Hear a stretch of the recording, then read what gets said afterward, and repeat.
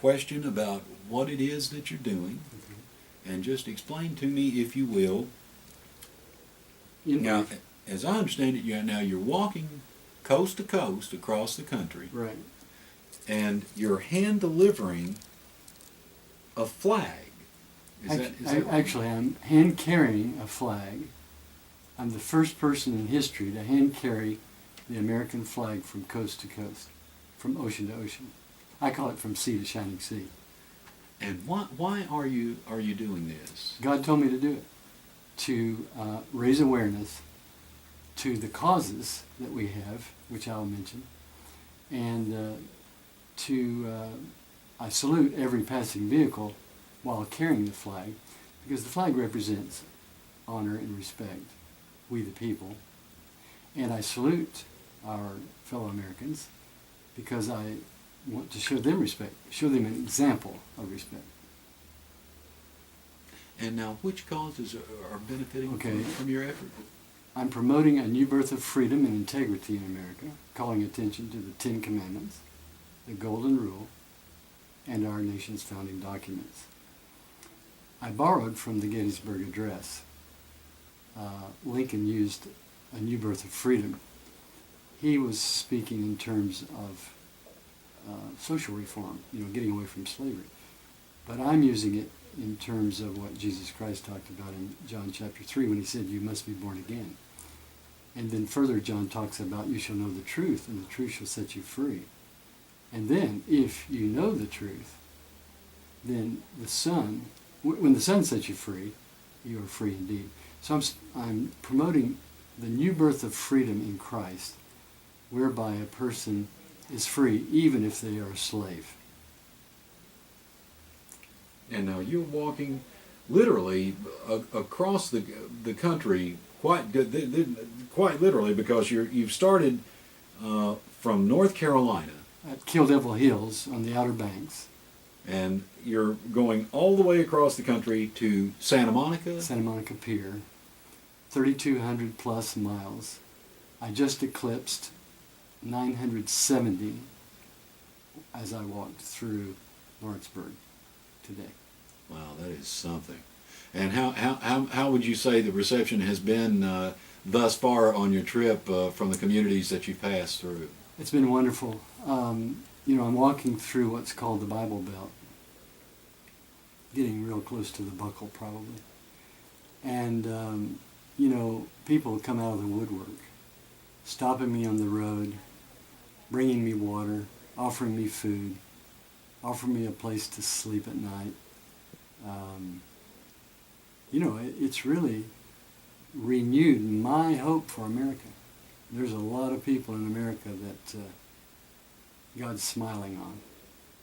Now, you raised an important point about your journey across the country, and that is, where do you sleep at night?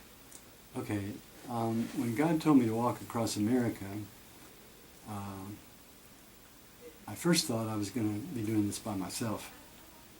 But then I realized I needed support. So I couldn't find anyone who had a year to spare, or anyone who was qualified, trustworthy. So my wife was in Uganda. We were missionaries to Uganda, and she was there, and I was in the States. And so I contacted her, and I said, I need you to come back to the States and be my support person for this walk across America. I thought we could do it in like 6 or 8 months, and she wouldn't be away from the mission field that long. Well, surprises come when you're 68 years old and you get out there pounding the pavement. You realize how old you are.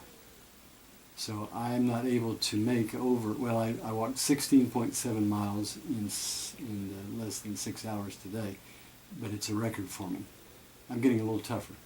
But normally I can't walk over 13 to 15 miles, and I'm pretty well finished for the day. So Barbara came back. She's my wife. She came back from Uganda, and she's been the backbone of the whole mission, really, keeping me with water and food and whatever I need. Now, is she following behind in a vehicle? Is that the way it works? We have an old 2004 Ford Taurus wagon that has a graphics wrap that costs more than the car. And the graphics wrap is, people say it's quite patriotic. There's the eagle with a tear coming from his eye and the American flag. And then there's the Bible. And the old adage, if you're going to talk the talk, then walk the walk. And I tell people, I'm doing a real radical illustration of that old adage. So, and now, so where is it exactly that you do sleep at night? Do you have, Sorry, is there funding that provides for you to have a motel stay if there's one nearby, or? My funding is pretty much my Social Security and Vietnam War pension. I do have a little church congregation that helps out quite a bit.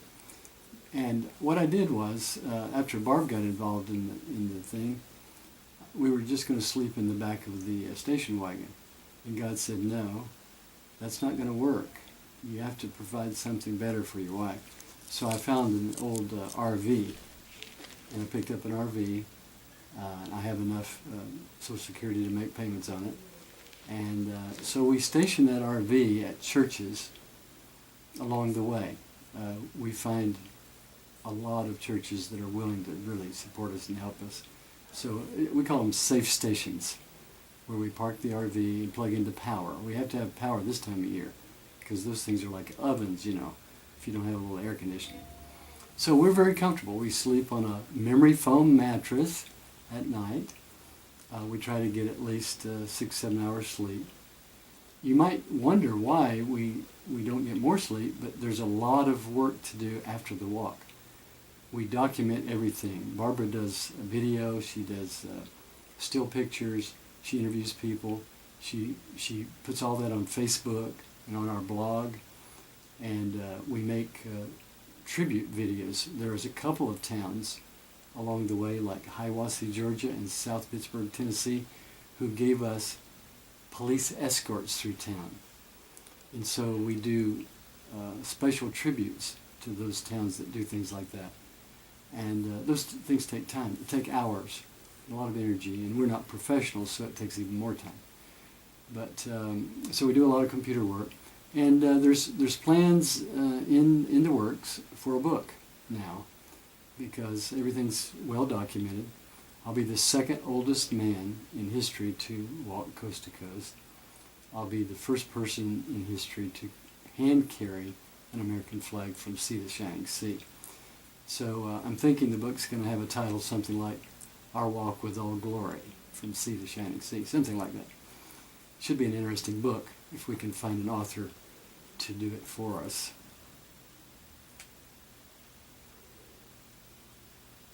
Well, that segment is going to run on tomorrow's news here at WDXE.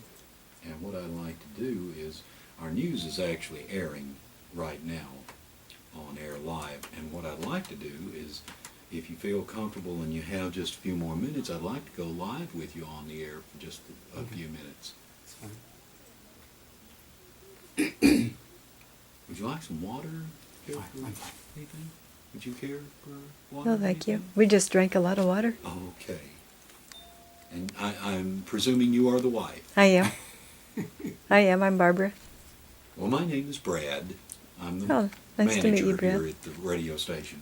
Okay. I also do the morning show, and so we were made aware that you were in the area this morning, so we talked about that for a few minutes, and I was kind of hoping that maybe, just maybe, you might come by downtown, but I wasn't sure. A lot of times somebody passes through town, they will make downtown, but... Well, we actually presented a memento of the walk to the city, and that was done at City Hall just a few minutes ago. To the mayor? The mayor wasn't available, but one of the councilmen stood in for him. Oh, wonderful, wonderful. And the city manager was there. I guess that would be Mr. Schaefer, I guess. Yes. City I think so. manager, Yes. Chris Schaefer. They took, Yes. the advocate was there, and they took a lot of pictures, and I don't know what they're going to do with them. Probably a fellow named Hojo. Was it a man taking the pictures? Bald gentleman? Yes. That's Hojo. Howard Johnson. His name is actually Howard Johnson. Really. Wow. He's a very assertive, very directive individual. Isn't he though? Yes. But he has taken pictures of everything around here for years. Everybody knows Hojo. A lot of these small towns have their hojos. There was a guy in Hiawassee, Georgia, that you wouldn't think he could even lift the camera, but he did a wonderful job. Mm. That's the one thing about what you're doing is I can only begin to imagine the characters that you're encountering. Because every small town has their own set. Very unique, very unique. Well, we are 30 seconds away from going to air. Okay. I'm just going to catch the end of the local news here.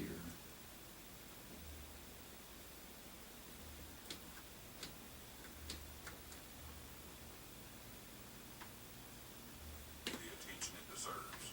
Stop by our office at 309 West Gaines in Lawrenceburg or Jason Armbruster's office at 1232 First Avenue.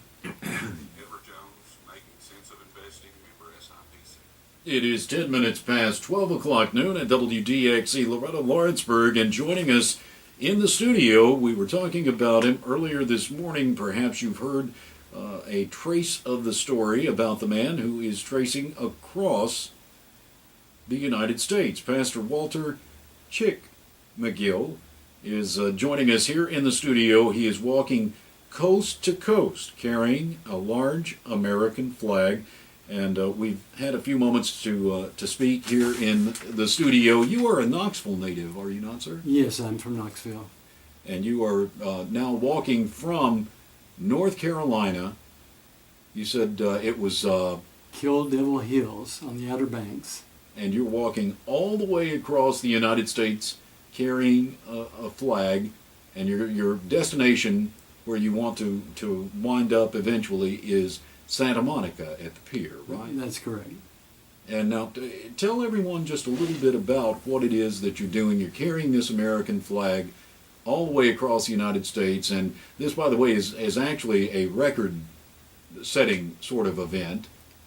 Yes, from our understanding, this flag will be the first American flag ever hand-carried on foot from sea to shining sea. And that's saying something. 200 and some odd years into our republic, this is the first time this sort of thing has been done.